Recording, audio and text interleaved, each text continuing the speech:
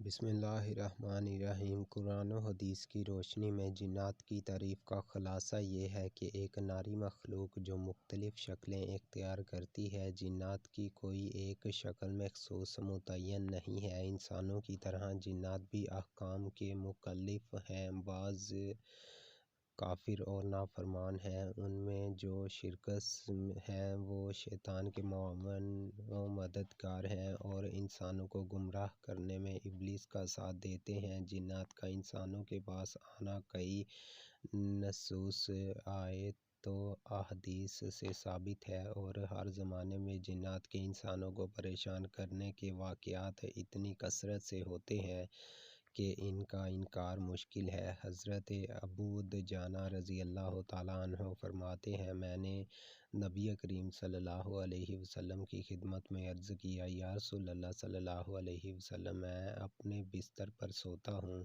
تو اپنے گھر میں چکی چلنے کی آواز اور شہد کی مکھی کی بنبناہٹ سنتا ہوں۔ جب میں گھبرا کر سر اٹھاتا ہوں تو مجھے ایک تاریک سایہ نظر آتا ہے جو بلند ہو کر میرے صحن میں پھیل جاتا ہے۔ میں اسے چھوتا ہوں تو اس کی جلد خار پشت سیبی کی طرح معلوم ہوتی ہے اور وہ میری طرف آگ کے شعلے پھینکتا ہے۔ لگتا ہے کہ وہ مجھے بھی جلا دے گا اور میرے گھر کو بھی۔ آپ صلی اللہ علیہ وسلم نے فرمایا، تمہارے گھر میں رہنے والا جن بہت برا ہے، وگرنہ رب کعبہ کی قسم کیا تیرے جیسے شخص کو بھی تکلیف دی جاتی ہے۔ پھر آپ صلی اللہ علیہ وسلم نے کلمہ دوات منگوا کر سیدنا علی رضی اللہ تعالیٰ عنہ سے ایک عبارت لکھوائی۔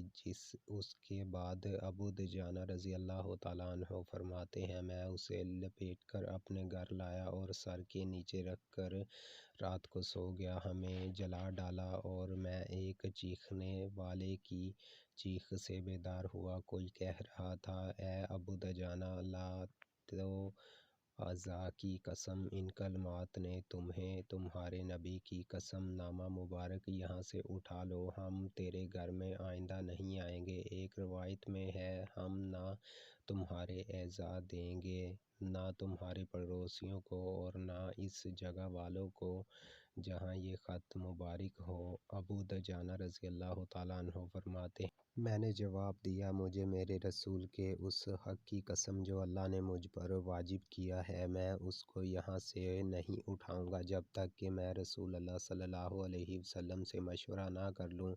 سیدنا ابو دجانہ رضی اللہ تعالیٰ عنہ فرماتے ہیں، جنات کے چیخنے، رونے اور بلبلانے سے وہ رات میرے لیے بہت طویل ہو گئی۔ صبح کی نماز میں نے رسول اللہ صلی اللہ علیہ وسلم کے ساتھ ادا کی اور جنات کا معاملہ رسول اللہ صلی اللہ علیہ وسلم سے عرض کیا تو آپ صلی اللہ علیہ وسلم نے ارشاد فرمایا، اے ابو دجانہ، تم وہ نامہ مبارک جنات سے اٹھا لو اور اس ذات کی قسم جس نے مجھے حق کے ساتھ مبعوث فرمایا، ان جنات کو قیامت تک عذاب کی تکلیف ہوتی رہے گی۔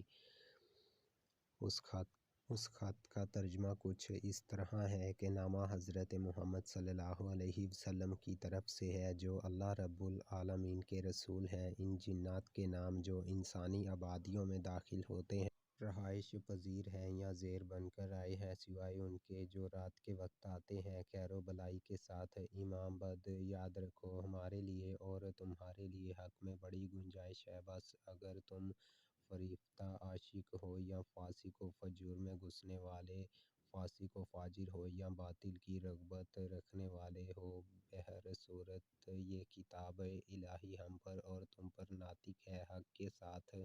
بے شک ہم لکھواتے ہیں جو کچھ تم کرتے ہو اور ہمارے فرستادے لکھتے ہیں جو کچھ تم مکر کرتے ہو۔ میرے اس رقعہ کے حامل کو چھوڑ کر بتوں کے پجاریوں کی طرف چلے جاؤ اور ان کی طرف چلے جاؤ جو یہ گمان رکھتے ہیں کہ اللہ تعالیٰ کے ساتھ اور معبود بھی ہیں۔ یاد رکھو، اللہ کے سوا کوئی معبود نہیں، ہر شے فنا ہونے والی ہے سوائے اس کی ذات کے، اسی کا حکم چلتا اور اسی کی طرف تم لوٹائے جاؤ گے۔ حامیم کے صدقہ ان کی مدد نہ ہو، حامیم اس کے صدقہ اللہ کے دشمن پر گندہ ہو گئے اور اللہ کی حجت تمام ہو گئی، اور نہیں ہے برائی سے پھرنے کی طاقت اور نہیں ہے نیکی کرنے کی طاقت مگر اللہ تعالیٰ کی توفیق و مدد سے، جو بلند و برتر ہے۔ سو اب کافی ہے تیری طرف سے ان کو اللہ، اور وہی ہے سننے والا اور